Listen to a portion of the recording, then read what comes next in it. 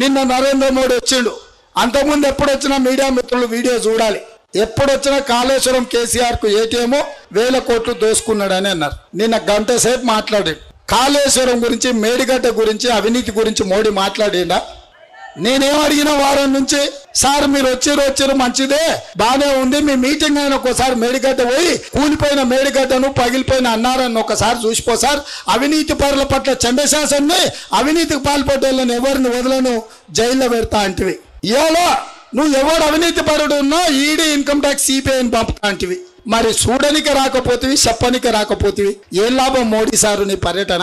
నీకెంత భాగం ఉందని నేను అడుగుతున్నా నీ పార్టీకి. ఈ మేడిగడ్డ కూలిన దాంట్లో, అన్నారం పగిలిన దాంట్లో మీకు భాగం లేకపోతే, మీకు భాగస్వామ్యం లేకపోతే, ఆయన నీ కావాల్సినోడు కాకపోతే, ఆయన నీ ప్రత్యర్థి అయితే మేడిగడ్డకి ఎందుకు పోలేదు, దాని మీద చర్యలు ఎందుకు తీసుకోలేదని నేను అడుగుతున్నా.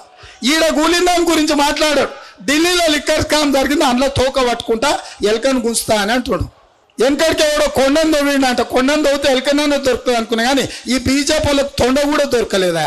ఈ మోడీ పరిపాలన, కేసీఆర్ అవినీతి మీద కొండను తవ్వి ఎలకను పట్టిరని వెనకటి చెప్పేటోళ్ళు. ఈయన తొండను కూడా పట్టలేకపోయింది ఇవాళ ఈ రాష్ట్రానికి వచ్చి.